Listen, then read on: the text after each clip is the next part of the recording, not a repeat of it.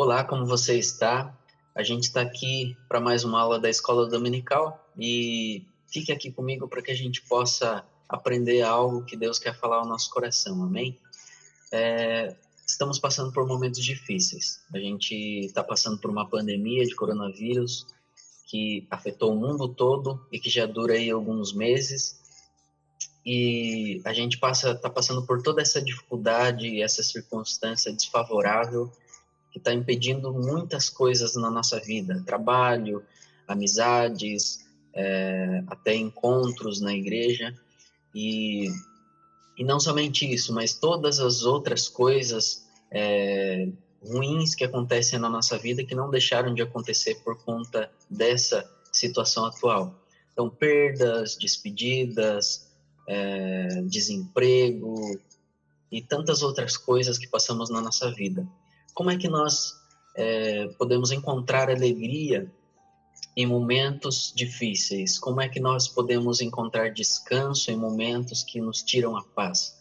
Então fique comigo aqui para a gente aprender junto onde, ou melhor, em quem encontrar alegria e descanso em circunstâncias desfavoráveis.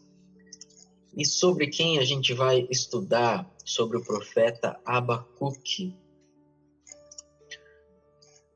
Feliz em meio ao caos é a frase que eu coloquei para a gente se basear. Então a gente vai falar um pouco sobre a oração do profeta Abacuque e aprender a ser feliz em Deus mesmo quando tudo está um caos. O nosso texto está lá em Abacuque, dos capítulos 1 ao 3. É um livro muito curto, assim como o livro de Jonas. Então pause o vídeo. Dá uma lida nesse texto para você ficar a par de tudo o que está acontecendo, ok? A primeira coisa que a gente pode identificar na vida de Abacuque é que ele era um profeta, mas também ele era um levita. Aqui no versículo 1, a advertência do profeta Abacuque. E ao final do livro a gente pode ler: para o mestre de música, para os meus instrumentos de cordas. Ou seja, esse livro, esse escrito foi destinado para uma música. Não era simplesmente um diálogo, uma oração, mas era uma canção, assim como um salmo. Então a responsabilidade de Abacuque era levar a palavra de Deus ao seu povo e também conduzir o povo a louvar a Deus. Então ele era um profeta e um levita. Porém, Abacuque ele vai além das suas responsabilidades. Ele não fica apenas cômodo naquilo que era de sua responsabilidade. Não fica apenas fazendo aquilo que era a sua posição, né? A sua responsabilidade em fazer. Ele vai além disso. Porém, a primeira coisa que Abacuque apresenta a Deus é queixa. Ele apresenta duas queixas a Deus que a gente pode ver nesses versículos. Até quando, Senhor, clamarei por socorro sem que tu ouças? Até quando gritarei a ti violência sem que tragas salvação? A primeira queixa. Por que me fazes ver a injustiça e contemplar a maldade?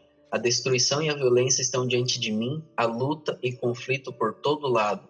A segunda queixa. Então Abacuque apresenta duas queixas a Deus. A primeira, o seu silêncio aos clamores do profeta, e a segunda, a sua ignorância aos males do mundo. Então, o que estava acontecendo? Assim como acontece hoje em dia, como sempre aconteceu, o mundo ao redor está repleto de maldade.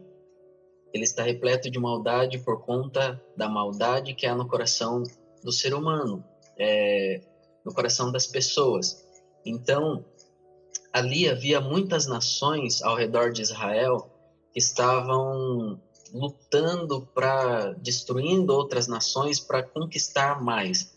Então essa foi a queixa, uma das queixas de Abacuque, que existiam nações tão maldosas e tão maliciosas e tão gananciosas que elas não se satisfaziam em ter aquilo que elas tinham, mas elas queriam mais e mais e mais e mais, que é a ganância do coração do ser humano. Quanto mais ele tem, mais ele quer. Então existia principalmente uma nação que era os babilônios, que eles queriam conquistar cada vez mais outras nações. Eles destruíam essas nações para tomar posse de tudo o que eles tinham, e até mesmo de pessoas, de animais, de pertences. E essa, na verdade, foi a segunda queixa de Abacuque. E a primeira queixa foi que ele clamava a Deus apresentando toda essa situação e ele não ouvia uma resposta de Deus, não ouvia nada. Ele estava clamando, clamando, não se sabe quanto tempo ele clamava, mas pelo desespero, talvez, de Abacuque, podia ser que ele estava clamando há muito tempo e não ouvia uma resposta vinda de Deus a respeito do seu clamor. Então, essas eram as duas queixas de Abacuque. Ele clamava a Deus e não ouvia uma resposta, e ele presenciava ao seu redor toda a maldade do mundo, e Deus ignorava tudo isso e não fazia nada. Em sua mentalidade, Abacuque pensava que Deus ele não estava a par do que estava acontecendo, ele não estava nem aí, ele ignorava tudo o que acontecia, ele não se preocupava com isso. Mas, enfim, há uma resposta de Deus, no capítulo 2, dos versículos 2 ao 20. Aqui um resumo. Deus fala assim: a visão aguarda um tempo designado, ela fala do fim, e não falhará. Ainda que se demore, espere-a, porque ela certamente virá e não se atrasará. Escreva: o ímpio está envaidecido, seus desejos não são bons, mas o justo viverá pela sua fé. Então Deus responde a Abacuque apresentando seu propósito em permitir a maldade do mundo. Serão revelados tanto os ímpios como os justos e as consequências dos atos de cada um. Então Deus fala assim, é um versículo muito conhecido que Paulo cita muito no Novo Testamento em suas cartas, que o justo ele viverá pela sua fé, mas também que o ímpio ele está envaidecido, ele está ganancioso, ele quer conquistar tudo, ele não é satisfeito com o que ele tem, e mesmo que ele tenha que passar por cima de pessoas, matar pessoas, destruir outras nações, ele fará o que for preciso para ter aquilo que o coração ganancioso dele anseia.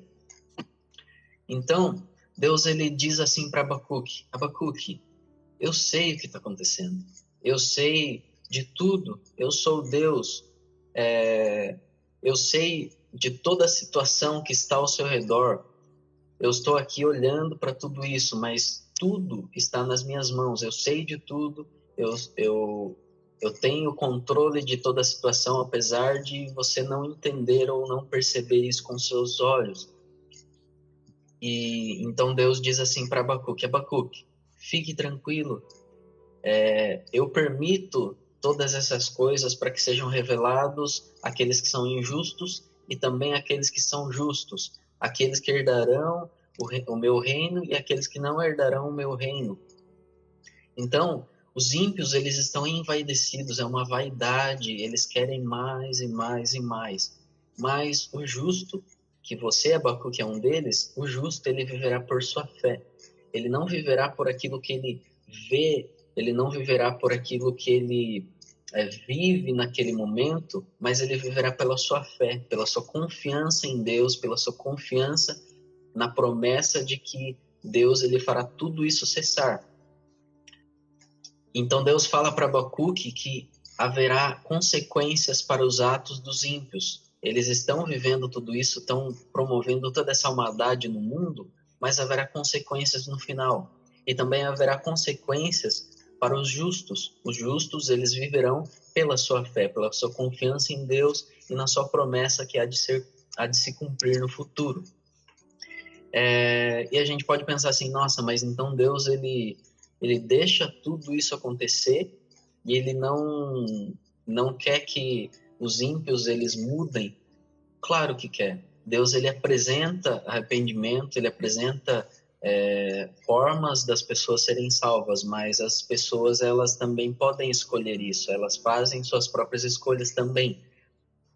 Então Deus apresenta arrependimento, mas muitas vezes o coração da pessoa é tão envaidecido, que é o citado no texto, que a pessoa ela não deseja Deus, ela não quer se converter do seu mau caminho para o caminho que leva em direção a Deus. Então, essa é a realidade. Então, Deus, finalmente, ele responde a Abacuque dizendo que ele vê tudo, ele sabe de tudo, tudo está no seu controle e ele tem um propósito em toda essa circunstância de revelar os ímpios, injustos e também os justos. E também Deus diz assim: ai daquele que diz à madeira, desperte, ou a pedra sem vida, acorde, poderá isso dar orientação? Está coberta de ouro e prata, mas não respira. Aqui ele está falando de ídolos, deuses feitos por mãos humanas. Mas o Senhor está em seu santo templo, diante dele fica em silêncio toda a terra.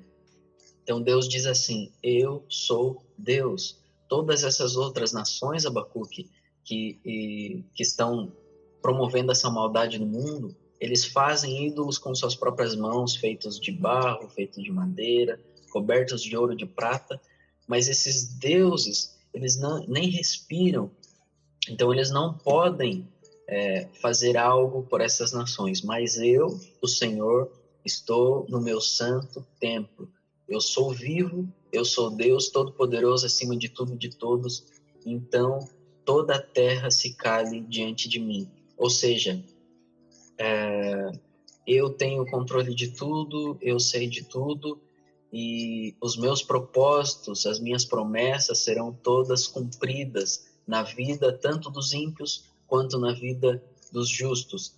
Então, não há indagações contra Deus, mesmo nas circunstâncias difíceis, desfavoráveis. E agora, finalmente, não mais a queixa de Abacuque, mas a oração de Abacuque. Aqui é um versículo muito conhecido. Senhor, ouvi falar da tua fama, temo diante dos teus atos, Senhor. Realiza de novo em nossa época as mesmas obras, faze-as conhecidas em nosso tempo. Então, Abacuque, ele fala a Deus que ele conhece a fama de Deus e ele ouviu falar de todos os feitos de Deus na antiguidade. Ele pede para que ele realize de novo, em seu tempo, as mesmas obras e fazê-las conhecidas no seu tempo. Então, Abacuque, ele clama a Deus para que ele faça algo. E Abacuque desvia seus olhos do mundo e da maldade ao seu redor e fixa seus olhos em Deus, contemplando sua glória e majestade. Então, aqui no capítulo 3, a gente vê, no capítulo 3 inteiro, Abacuque, ele deixa de olhar para as pessoas ao seu redor, para os ímpios, deixa de olhar para a maldade ao redor e ele passa a olhar para Deus. Ele não existe mais dúvidas no coração de Abacuque, não existe mais medo, não existe mais essa revolta, esse pensamento: Deus, o Senhor não faz nada, o Senhor não se preocupa. Então ele começa a olhar para Deus, ele começa a deixar de olhar para todas as circunstâncias e pessoas ao seu redor, ele passa a olhar única e exclusivamente para Deus. Ele fala de toda a majestade de Deus, toda a glória dele, os seus feitos, a sua grandeza. Então ele começa a contemplar Deus, ele é Deus, sim, ele está no seu santo templo, e eu tenho que me aquietar, eu tenho que simplesmente olhar para Deus e descansar nele. Então Abacuque desvia seus olhos do mundo e da maldade ao seu redor e fixa seus olhos em Deus, contemplando sua glória e majestade.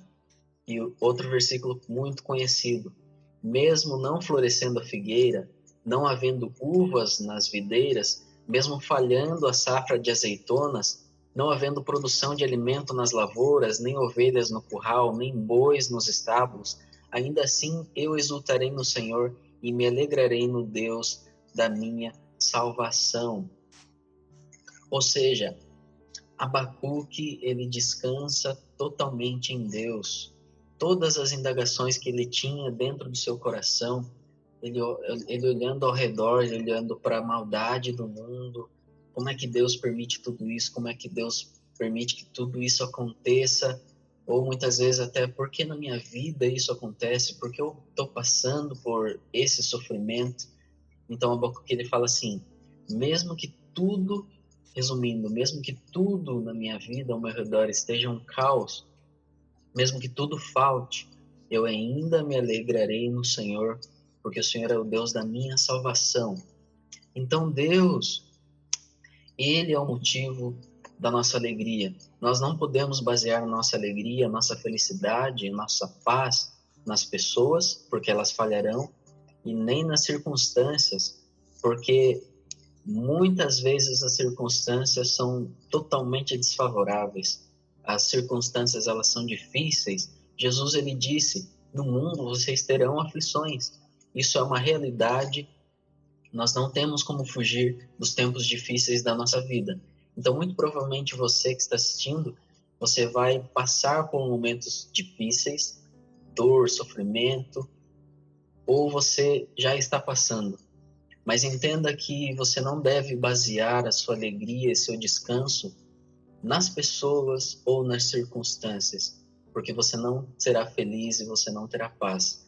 Mas se você basear a sua alegria e o seu descanso em Deus, sim, você será feliz e você terá paz, mesmo que tudo ao seu redor esteja um caos. Amém? Que você tenha sido abençoado por essa aula. Fique com Deus e Deus abençoe. Até a próxima.